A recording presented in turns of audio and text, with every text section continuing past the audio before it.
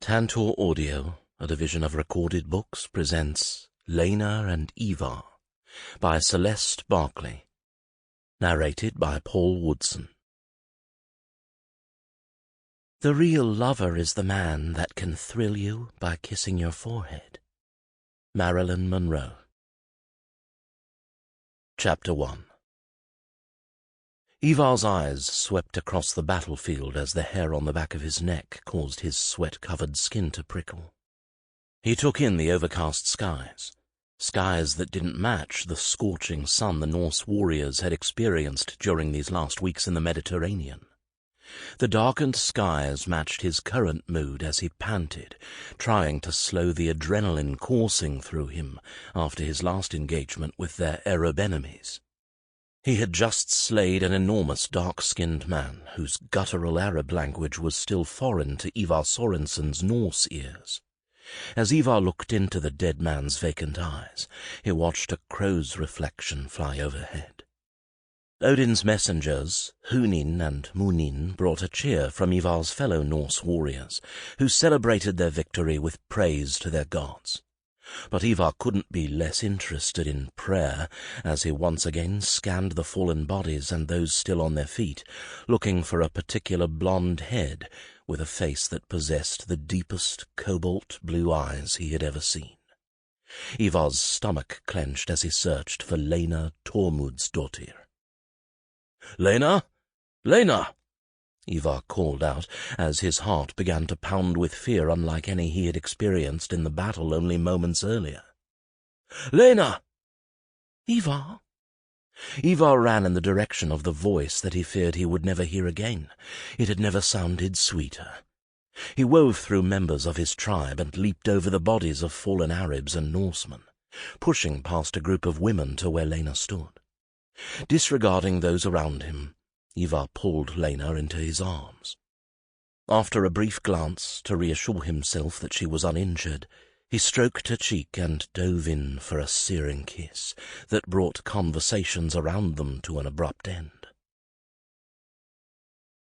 Lena's toes curled within her boots. The feel of Ivar's body pressed against hers reminded her of their time spent coupling the night before. Her hands roamed over his back and shoulders as the tension eased with each of her caresses. The intensity of his kiss deepened as he groaned within her mouth, his tongue swirling and mating with hers, mimicking what they both longed to do with their bodies. When they broke apart at last, their foreheads pressed together, Ivar smattered kisses on the tip of her nose as he cupped her jaw. "You scared me." Ivar's hushed voice brushed warm air across Lena's face. "You're scared of nothing, or so you told me." Lena brushed her lips against Ivar's. "There is a first for everything. I couldn't find you." "But you did. You're holding me now." Lena pressed another soft kiss to Ivar's mouth. Ivar pulled back and swept Lena into his arms. He didn't look back to see who snickered or tossed randy comments at his back, nor did he care that his father's commander, Magnus, was calling to him. Ivar carried Lena across the low grassy field to a copse of olive trees, cursing that their spindly branches wouldn't give him the privacy that the fir trees in the Trøndelag would offer. When they were a safe distance from the others, he placed Lena on her feet again and pulled her against him. "Now I am holding you." Ivar's voice rumbled within his broad chest. "And I intend to hold you all through the night, as I make love to you over and over, until I am convinced you are safe and within my reach." Lena's brow furrowed as she looked into Ivar's hazel eyes. She saw a tempest brewing unlike any she had seen before. She and Ivar had known each other their entire lives, having grown up together and trained together. They had started sharing their furs 4 years earlier. There was something different about the tension between them, something that was no longer merely physical. "Ivar, what's wrong?" Ivar's brows shot up before he once again stroked Lena's cheek, tucking hair behind her ears. "Nothing is wrong. I was afraid when I couldn't find you, and now I'm not, because you're here with me. We have fought plenty of battles over the years, and many since we began sleeping together, but you have never reacted like this. What happened?" Ivar straightened and looked over Lena's head. While she was tall, even by Norse standards, she still fit tucked beneath his chin when he held her as he had only moments ago. He pictured the fight he had narrowly won. The Arab had nearly severed Ivar's head from his shoulders with more than one swing of his sword, and it had taken every ounce of Ivar's remaining strength to fend off the giant. Ivar stood well over 6 feet tall, with broad shoulders and a well-muscled back that came from years of swinging a sword and an axe. He pushed himself to be the best among all his father's warriors, and was stronger than many of the tribesmen by far. As the jarl's heir, Ivar bore the responsibility of being his tribe's future leader. But even at Ivar's towering size, the Arab warrior had stood half a head taller and was significantly heavier, making his blows rattle Ivar's teeth. Ivar had been certain he would die during that battle, until a whiff of Lena's scent, a combination of Norse lavender from the Trøndelag and incense found in the land they now explored, filled his nostrils and created a fierce need. A need for her and a need to survive. That momentary reminder drove Ivar to fight until he was the victor and able to search for the woman he realized he couldn't live without. "I nearly died." Lena offered him the placating smile one might offer a child who said something inane. "We've all nearly died. I nearly died more than once today. How is that any different from any other battle?" "Don't say that."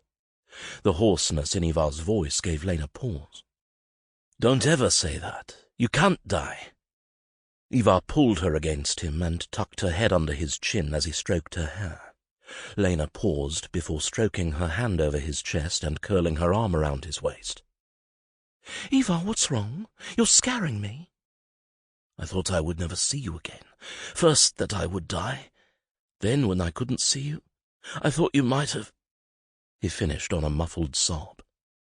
It was Lena's turn to cup his face within her hands and run her thumbs over the bristled cheeks. "I'm here with you now. And besides some cuts and scratches, we are both just as hale as we were before the battle. You're still scaring me." "Lena, I love you." Lena's eyes flared open as her heart thumped behind her ribs. She never thought to hear Ivar confess what she had felt in her heart for years. They had begun their physical relationship after a drunken feast, but it had quickly developed into companionship and fidelity, neither seeking the company of another. They spent most nights together, and they enjoyed their time spent with each other during the day. But Lena wasn't the daughter of a jarl, and that made her an unsuitable long-term match for Ivar. Though it was painful, she had assumed Ivar didn't share her feelings, knowing their relationship had no chance of progressing beyond what it was now. "Lena, I've always loved you. My heart has known it since we were children, even if my head wouldn't allow me to admit it. Something clicked into place today, and I refuse to ignore what's obvious. I love you." "I love you too," she murmured. "I always have, but I never believed you loved me." "Why wouldn't I? You are the most special woman I have ever met. You are all the things a man hopes for. You are the most lovable woman I've ever met. I fear other men know that too, and one will catch your eye." "What men?" Lena stretched onto her toes to swipe her tongue across the seam of Ivar's lips, demanding entrance that he was only too happy to offer. "Say you're mine, that you will always be by my side," Ivar demanded with a gruffness Lena had never heard before. She pulled away and shook her head as she swallowed the lump in her throat. "Always? You realize there can't be an always between us? Are you asking me to one day go from being your companion to your concubine?" "What?" Ivar shook his head, unable to follow her train of thought. "You will marry one day, and it won't be to me. You would take me as your concubine, making any children I bore you bastards, forcing me to give up a chance for a husband and a home of my own.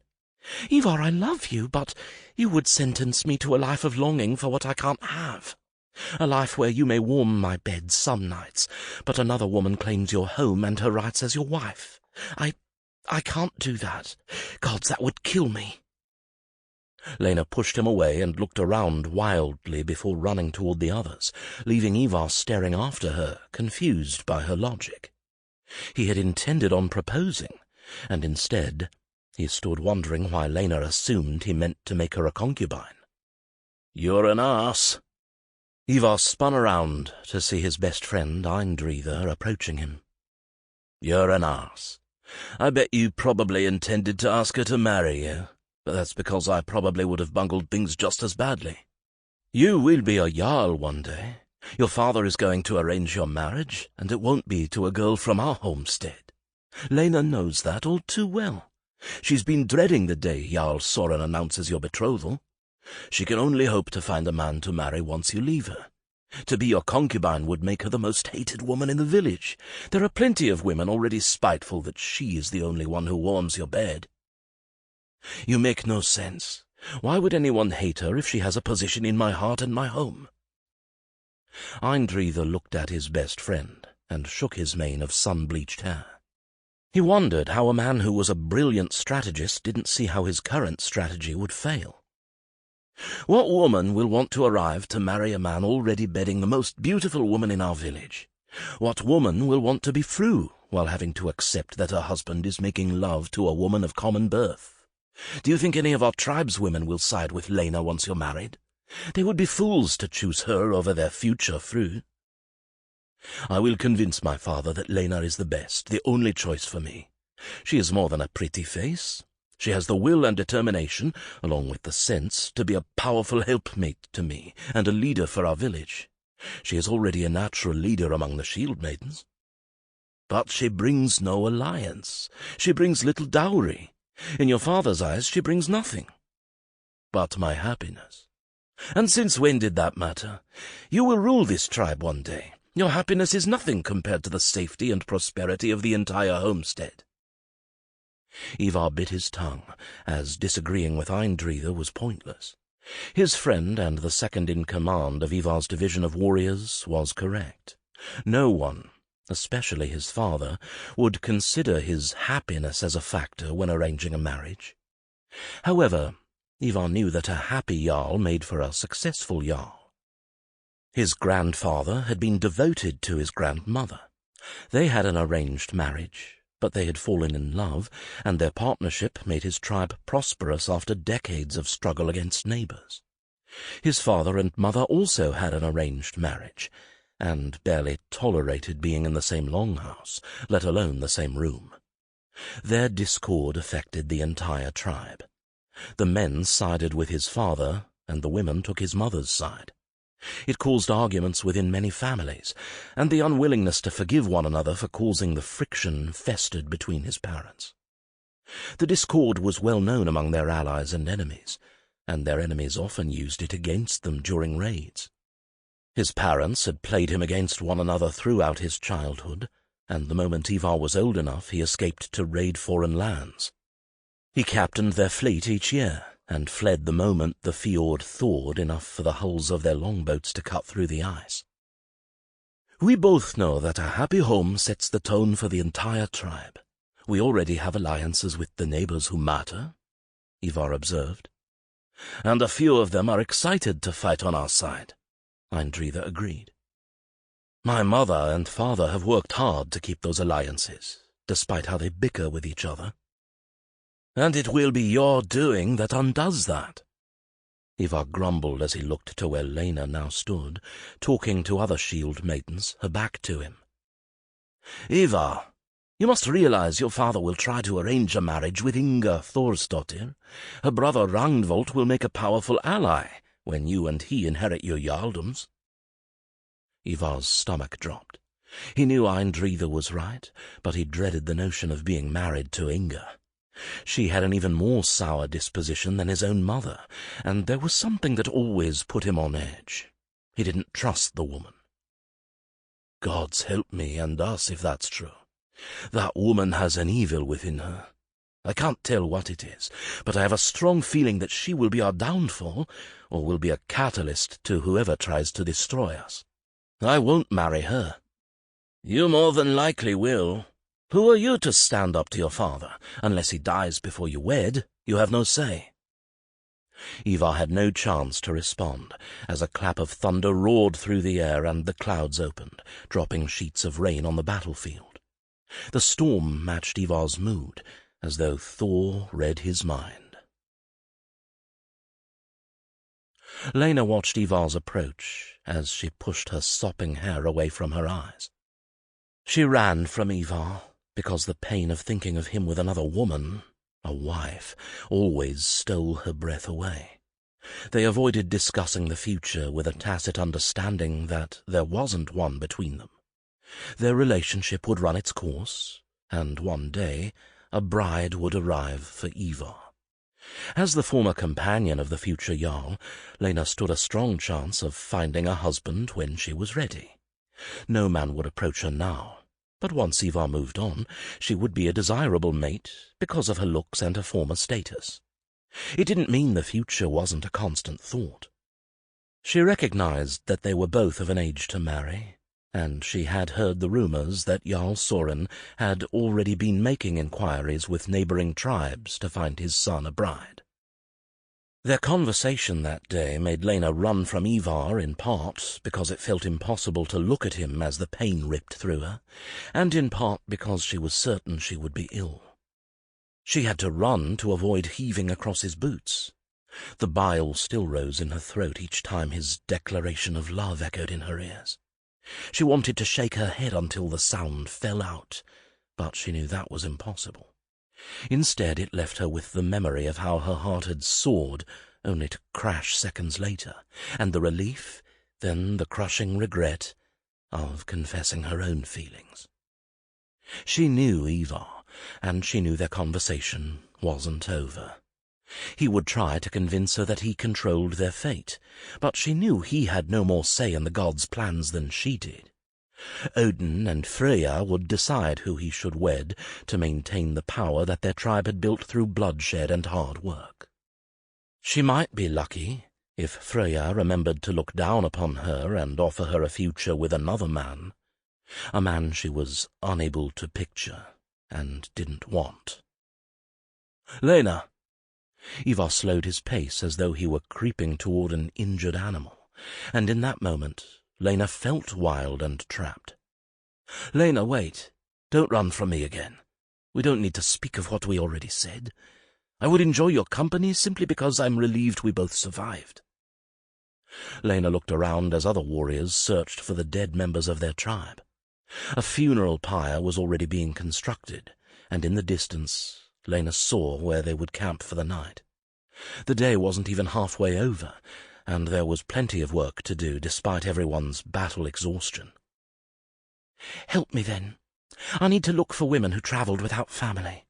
I must make sure they died with their swords in their hands, and if not, you can help me find them and return them." Ivar nodded, thinking Lena already demonstrated the duties of a fru. No one gave her those responsibilities. She assumed them, not because she presumed an elevated status as his companion, but because she was a natural leader to the other women.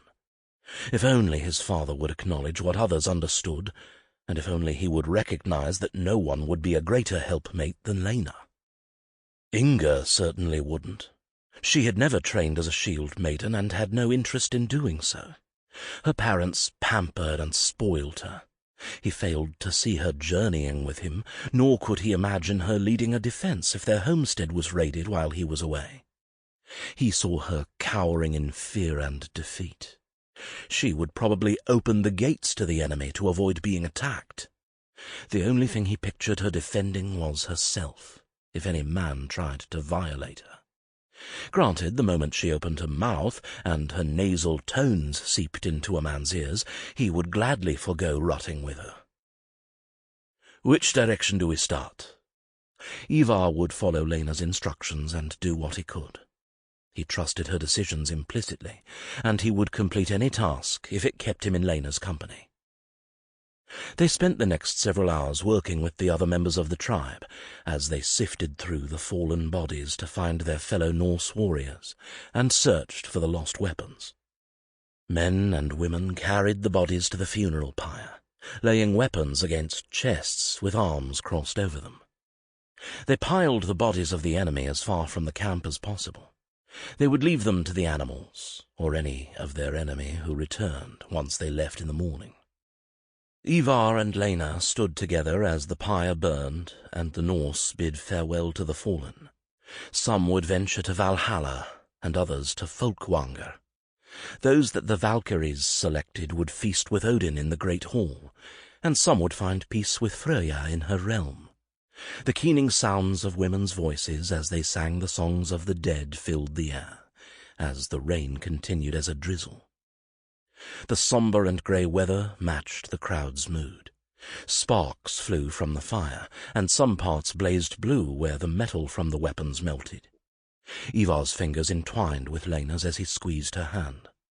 She had lost 3 cousins in that day's battle, and he offered his silent support as she said her goodbyes to family she had fought beside for a decade. Ivar had already lost both of his brothers the year before, and Lena drew strength from Ivar's shared understanding of her grief. Ivar was now his parents' only surviving child, and the future of their homestead rested on his shoulders, a duty which his father never failed to remind him. Lena's trembles turned into shivers as the temperature dropped and the moon rose.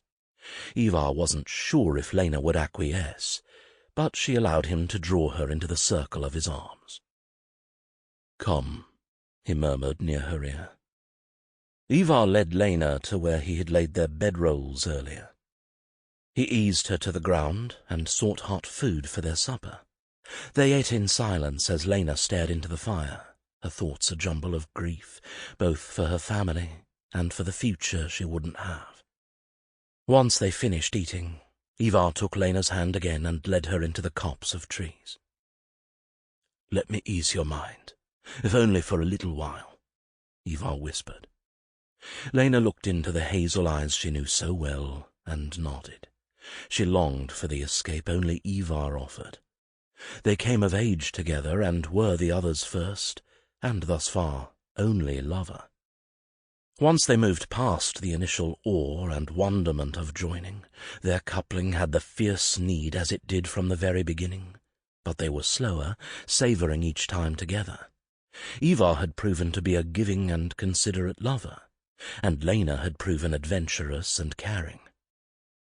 As Ivar brought Lena into the shelter of his arms, he realized she was still shaken from the funeral, and worse, their conversation from the last time they stepped among the trees. He wanted to distract her from her troublesome thoughts and bring her what relief he could offer. He pressed his arousal against Lena's mound, scared that he would rush her, but unable and unwilling to hide his need for her. His hands slid down to her bottom and cupped the soft globes. Lena tilted her hips forwards as she tried to get closer, her need matching his. Ivar maneuvered them until Lena's back pressed against a tree trunk. He slid his hand to cup her breast as he kneaded the supple flesh. Her mules grew more needy as her fists clung to the front of his tunic. Ivar slid the tips of his fingers beneath the neckline of her vest until he cupped her warm skin, his own groans matching hers. "I can't wait. Ivar, I need you too much." Lena's breathy whispers sounded desperate to her own ears. "Neither can I." His own need filled Ivar's voice. "I'm going to make love to you over and over tonight. Lena, I can never get my fill." A shiver coursed along Lena's spine, hearing Ivar's mention of making love and her anticipation for their coupling. Her moans began as soft mewls, but intensified as her body reacted to Ivar's hands cupping her backside. The sensation of his hands kneading her flesh had her rocking her hips in a way that only instinct guided. She shifted in frustration as her body yearned for more, her sheath begging for their bodies to join. Ivar's responding groan as her mons brushed against his rod only increased her desire. When Lena's cool fingers ran along his neck, up to his cheek, before cradling his jaw, Ivar was sure he would spend himself if he didn't position them where it was possible for him to undress and sink into her. He pulled away and looked around the trees until he found a spot where leaves had gathered to soften the ground, but the overhead coverage kept the moisture from them. He took Lena's hand and led her to the spot where they stood, facing one another. He pressed her palm against his cock as his eyes drifted closed. Lena's impatience grew, knowing that, despite Ivar's pledge, they wouldn't have the entire night together. She pulled at the belt that held his sword and laid it on the ground, as Ivar did the same to her. She tugged at the laces of his leather pants, frustrated that they wouldn't give with her first yank. When his rod sprung free, she gasped, then licked her lips, still taken by surprise at the length and girth of his rod. Ivar's groan was one of agony, as he watched a seductress emerge from his trusted shield maiden. Ivar lifted Lena off her feet and guided her legs to wrap around him. Her moan of unspent need as his cock pressed against her entrance had Ivar sinking to the ground. As he pressed his length against her entrance, Lena rocked her hips in a timeless invitation. Her knees cradled his hips until she let them fall wide, and her hands sought the chiseled flesh of his backside. She marveled at how different Ivar's body was from her own. Despite their countless times together, his impressive physique still made her heart race. She wanted to remind herself of every inch of him, but her mind stalled when Ivar's fingers slid along the swollen skin of her nether lips.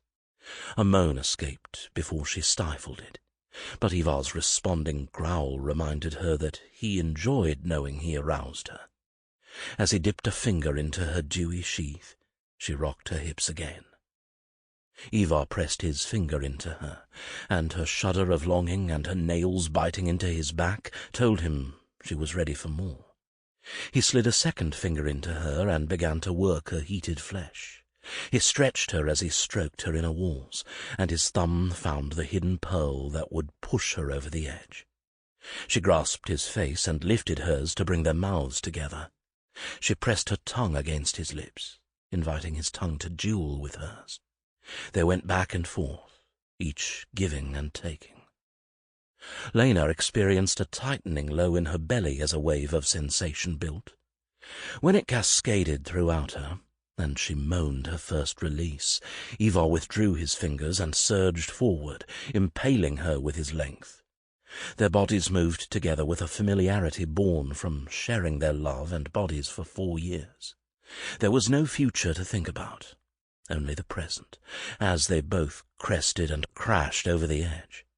Ivar groaned as the jets of his seed filled Lena, and thanked the goddess Freya once more that Lena used pennyroyal to prevent pregnancy, and to allow him to climax while they were still one.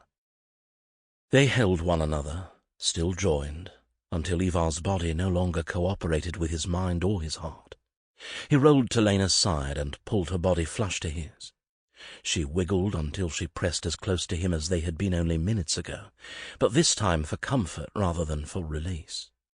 Ivar stroked Lena's hair, trying to relieve some of her tension, but her body was coiled tight, despite the boneless sensation of only moments ago. "I dread telling my aunt and uncle that all 3 of their children are but spirits now. It will devastate them." "You don't have to do it alone, or I'll go to them instead." Lena's fingers ran over the warm skin of Ivar's chest as he held her. She felt protected from the outside world, but it wasn't enough to ease her mind. "I must be the one. I promised to watch over them, just as they had promised to watch over me. I failed them." "Lena, you and I both know that's not true.